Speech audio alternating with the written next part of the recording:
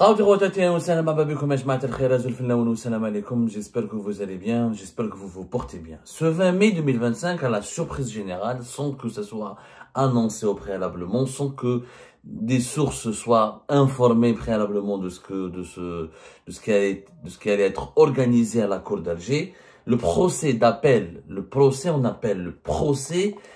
Boualem Sansal a été condamné pour la première fois en première instance. Le procès en appel, voilà, de Boualem Sansal, de l'écrivain franco-algérien Boualem Sansal, qui est l'une des pommes de discorde entre l'Algérie et la France, qui est l'un des éléments déclencheurs de la crise politique et diplomatique entre l'Algérie et la France. Son procès en appel a été et devait se tenir aujourd'hui le 20 mai 2025. Donc, l'information a fuité à la toute dernière minute.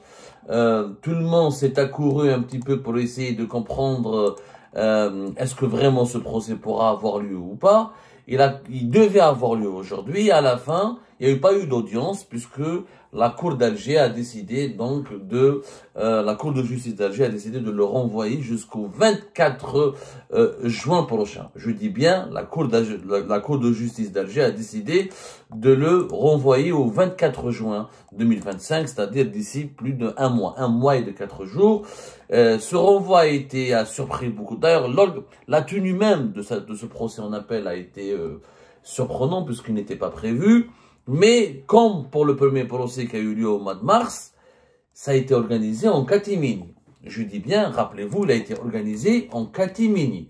Il n'y a pas eu de médiatisation, à l'exception de quelques journalistes triés sur le volet, notamment une journaliste de Chorour, le quotidien arabophone, qui a une tendance conservatrice, pour ne pas dire islamiste.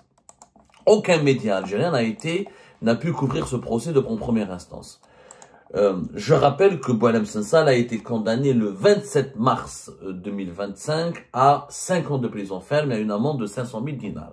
Et alors que le parquet avait requis 10 ans de prison ferme. Le procès a eu lieu au début du mois de mars, c'était en plein mois du Ramadan. Il avait été arrêté, Boualem Sansal, le 16 novembre 2024. Et pratiquement, on est à 6 mois. Le 16 mai 2025, il a commémoré ou célébré son triste anniversaire de son 6 mois de prisonnement. Novembre, décembre, janvier, février, mars, avril, mai. Donc 6 à 7 mois de prison ferme. Et l'affaire Boualem Sansal commence à être reléguée au second plan. Malheureusement pour lui, parce qu'entre la France et l'Algérie, il y a énormément de sujets de dissension, notamment, la dernière en date, c'est les opérations, ce que la presse française qualifie des opérations de barbouzerie des services secrets algériens sur le territoire français, sur le sol français, menées contre des figures emblématiques de l'opposition algérienne exilées ou réfugiées en France.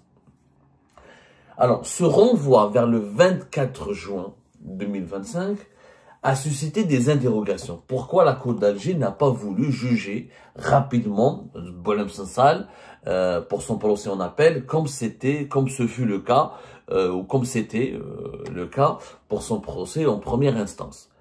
Et certaines sources ont évoqué la possibilité de le condamner ou de réduire sa peine le 24 juin pour une grâce présidentielle qui sera décidée par la suite le 5 juillet 2025. Effectivement, entre le 24 juin et le 5 juillet 2025, il y a à peine 10 jours.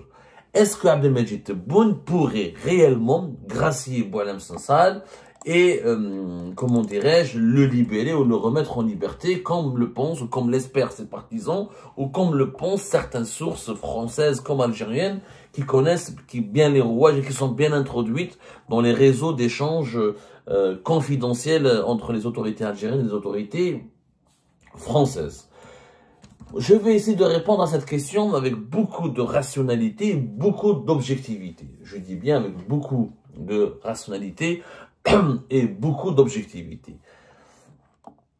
Jamais, je pense, je vous le dis, tous les éléments auxquels j'ai pu, toutes les sources les plus fiables, les mieux introduites au sein du régime algérien me l'ont confirmé. Et tous les éléments sur lesquels j'ai basé mon analyse, des éléments que j'ai pu recouper, récupérer et confirmer au cours de mes recherches. Rien n'indique que Boualem Sansal pourrait être gracié par Abdelmajid Tebboune. Je vous explique pourquoi. Abdelmajid Tebboune ne peut pas gracier Boualem Sansal parce qu'il est parti trop loin dans ce conflit diplomatique et politique avec les autorités françaises et avec la France. Le conflit diplomatique et politique avec la France est parti trop loin. Nous sommes dans une impasse et pratiquement nous avons atteint une étape irréversible. Je m'explique. Pourquoi la réconciliation n'est plus possible? Parce qu'en France, il y a déjà des affaires judiciaires qui ont été enclenchées au plus haut sommet de la hiérarchie judiciaire, le parquet national antiterroriste, sur l'affaire Ahmed DZ par exemple, où déjà des officiels algériens sont emprisonnés, des officiels algériens sont recherchés, convoqués, et risquent de faire l'objet de mandats d'arrêt international. La machine judiciaire qui a été enclenchée en France dans l'affaire, par exemple, des opérations d'agression, de menaces, de séquestration, d'enlèvement lancées contre des opposants algériens et dans lesquels des responsables et des agents des services secrets algériens, des diplomates algériens sont fortement suspectés, pour ne pas dire accusés, cette machine judiciaire a été enclenchée. Elle ne pourra plus être ralentie. C'est bon. Le régime algérien est officiellement sur le banc des accusés au niveau de la justice française. Comment Tebboune pourrait donc libérer Boualem Sansal alors que la France accuse et met en accusation et recherche des officiels algériens? La logique voudrait que, peut-être, certains vont imaginer que Tebboune ou que le régime algérien va essayer d'utiliser Boualem Sansal comme monnaie d'échange. Mais en contrepartie de quoi? Parce qu'aujourd'hui, depuis fin juillet 2024 jusqu'à cette fin du mois de mai 2025, le conflit politique et diplomatique algéro-français est passé par plusieurs étapes. Il a atteint un niveau tellement élevé qu'on ne sait plus comment le résoudre.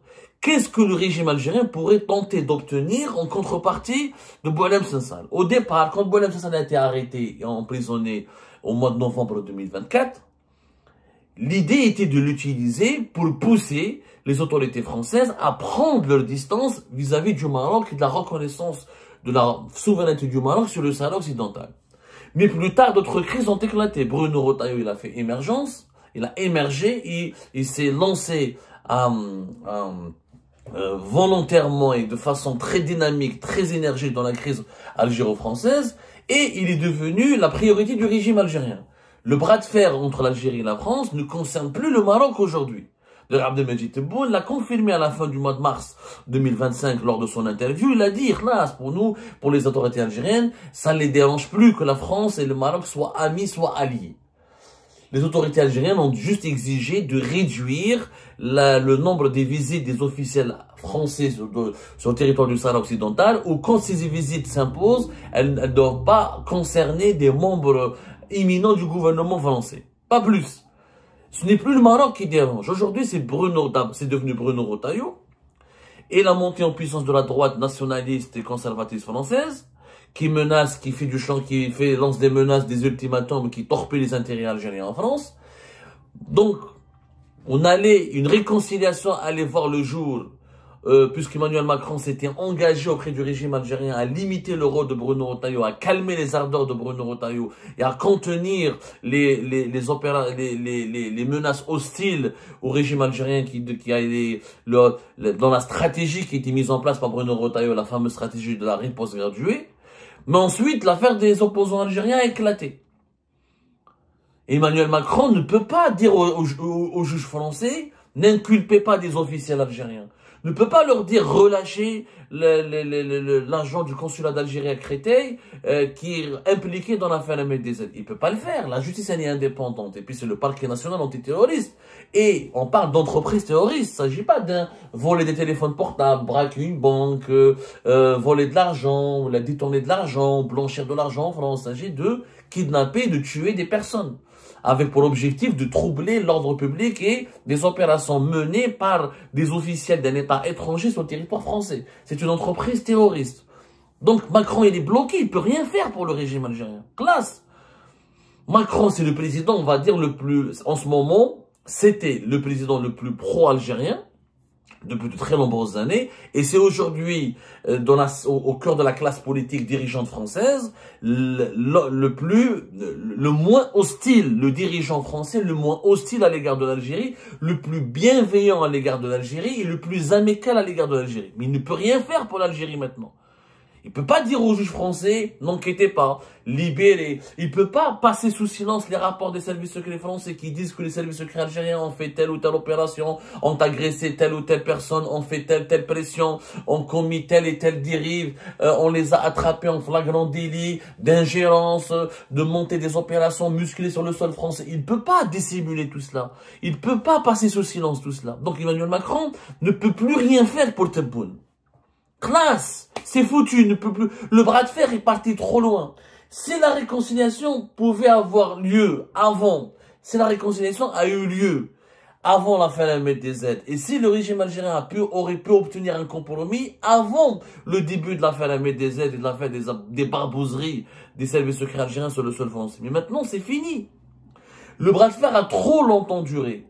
Et il y a eu de nouveaux acteurs qui ont fait leur entrée au sein de cette crise. Il y a eu Bruno Retailleau, les influenceurs algériens, les migrants algériens au profil dangereux. Ensuite, la question, la problématique des laissez-passer consulaires. Ensuite, le gel des accords de 2013 et de 2007. Qu'est-ce que Tebboune pourrait demander maintenant à la France? Au départ, on savait que le problème, c'était le Maroc et le Sahel occidental. Après, c'est devenu Bruno Retailleau, le ministère de l'Intérieur français.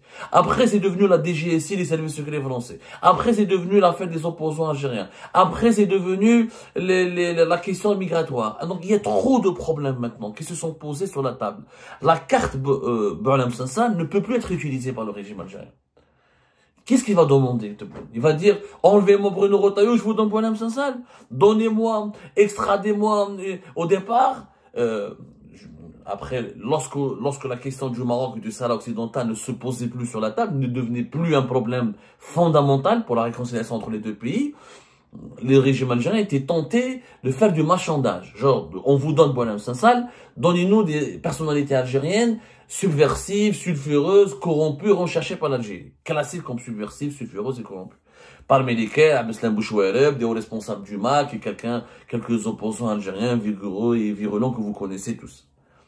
19 personnalités ont été proposées, les autorités algériennes ont demandé un échange contre Boualem Sansal et des membres de ces 19 personnalités. Bien sûr, le régime algérien a visé haut, il a demandé 19 personnalités, ont été prêts à négocier pour avoir 2 ou 3 en échange de Boualem Sansal. La France ne peut plus le faire parce qu'aujourd'hui, elle ne peut même pas négocier ni pour Boualem, ni pour Bouchouareb, ni pour quelqu'un du MAC, ni pour personne d'autre, puisque le régime algérien aujourd'hui est accusé par le parquet national antiterroriste d'entreprises terroristes sur le sol français. Comment la France peut négocier avec un régime qui est accusé par sa propre justice, la justice française, d'entreprises terroristes? C'est parti trop loin. La crise est partie trop loin. Donc, qu'est-ce qui lui reste bon? Comment il peut grâcer? S'il fait la moindre décision favorable à Boualem Sansal, qu'est-ce qui va se passer? Tout le régime va se retourner contre lui. C'est Boualem Sansal, c'est Abdelmajid Tebboune qui a insulté Boualem Sansal. C'est lui qui l'a qualifié de traître, de harki. C'est lui qui a insulté les mœurs de sa mère. C'est lui qui a ordonné son emprisonnement. C'est lui qui a demandé à ce qu'il soit jugé rapidement. C'est lui qui a demandé, c'est lui qui a géré, qui gère son dossier. Comment il peut le libérer du jour au lendemain sans craindre des conséquences totalement catastrophiques sur son clan et sur lui-même de la part des autres composants du régime algérien? Vous imaginez l'état-major de l'armée, les services secrets algériens. Vous pensez qu'ils vont accepter que Abdelmajid Tebboune va libérer Boualem Sansal? Vous pensez qu'ils vont pas se retourner contre lui? Si Abdelmajid Tebboune libère Boualem Sansal sans aucune contrepartie de la France, tout le régime va se retourner contre lui. Les ennemis de Tebboune au sein du régime, parce que Tebboune, il a beaucoup d'adversaires, beaucoup d'ennemis au sein du régime qui n'en peuvent plus de lui, qui n'ont pas cautionné vraiment son deuxième mandat, qui étaient contraints, obligés d'accepter son deuxième mandat et qui l'attendent au tournant à la moindre erreur. S'il libère Boualem Sansal, le régime de l'intérieur va se retourner contre lui, il va l'accuser de haute trahison, il va l'accuser de président qui a échoué, de président qui est mauvais, de président qui est nul, de président qui s'est agenouillé, qui a baissé le pantalon face à la France. Ça sera le prétexte idéal pour ses adversaires de l'enlever. Et là, Tebboune le sait. Tebboune, aujourd'hui, il sait qu'il est coincé. C'est pour ça qu'il a essayé une réconciliation au mois de mars. C'est pour ça qu'il a accepté de négocier au mois de mars. Parce qu'il a compris que le conflit avec la France, il a échappé de ses mains. Il a échappé à sa maîtrise. Il a échappé à Il lui a échappé des mains, voilà, il lui a échappé des mains. Il a échappé à son contrôle. Pourquoi? Parce que jamais Tebboune n'a pensé que ce conflit avec la France va impliquer, il y aura Bruno Retailleau qui va jouer un rôle. Bruno Retailleau, خرجونا من القصبة, خرجونا من كما نقولوا à Alger, خرجونا من القصب. Il est sorti des bois, des buissons.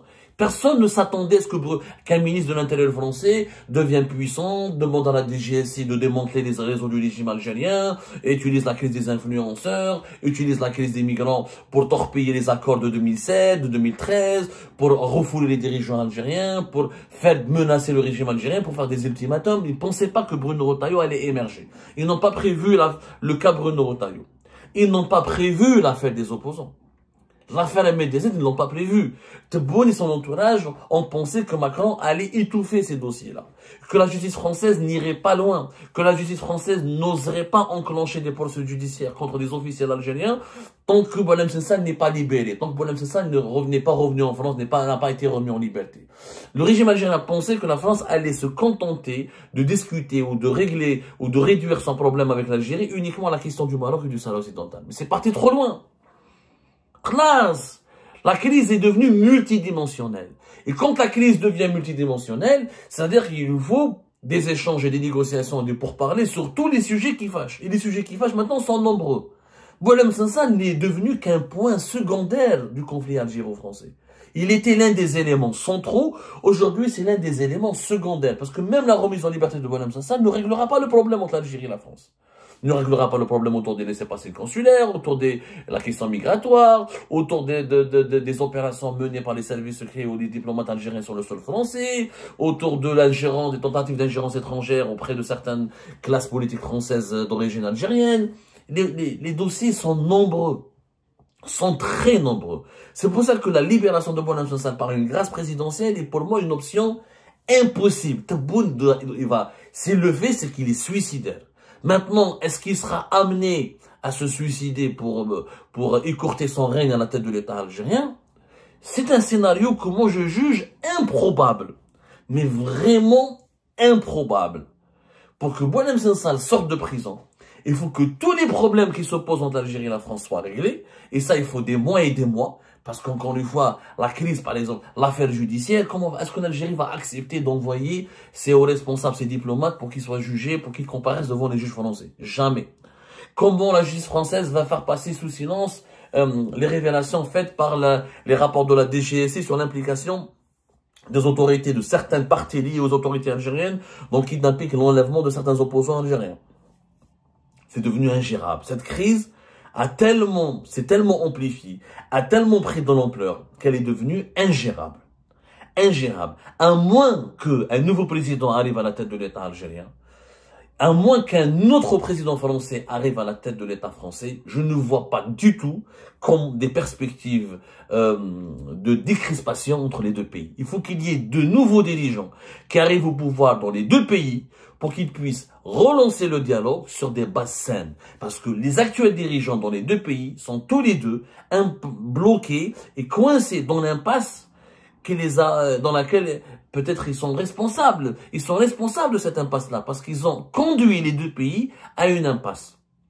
Maintenant, qui peut faire de compromis? Et les compromis sont nombreux à faire. Parce que les dossiers de tension, encore une fois, sont très nombreux. Et personne ne peut faire de compromis au risque de nuire à sa crédibilité, à sa légitimité, voire même au risque de provoquer sa propre chute au plus haut sommet de son pouvoir.